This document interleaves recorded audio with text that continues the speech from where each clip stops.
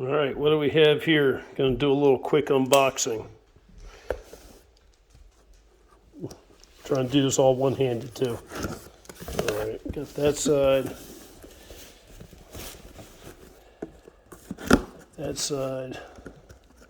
Put a little cut here.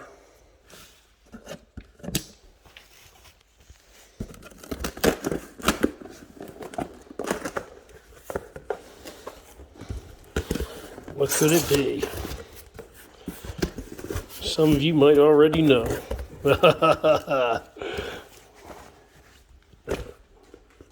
There you go. So this makes quilt number 2 from UGQ. All right.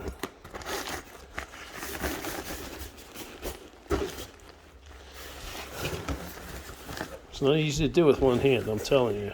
Ugh. Come on, get out of that bag. Let me zoom out a little bit. There we go. So I went with a 40-degree Moroccan blue on the outside. Went with, did the charcoal on the inside. Nice. Only 800 fill because the weight difference between 800 and 950 was extremely negligible in a 40-degree. Did not do the neck baffle. I have that on my 30-degree, and I really don't think it's worth putting on there. Did, however, do, let's see if I can find the, there they are.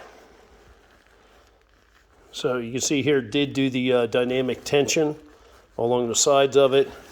And because it is a 40-degree, did a zipper foot box and not a sewn one. So there we go. This is in preparation for the Colorado Trail this year. Doing it this summer.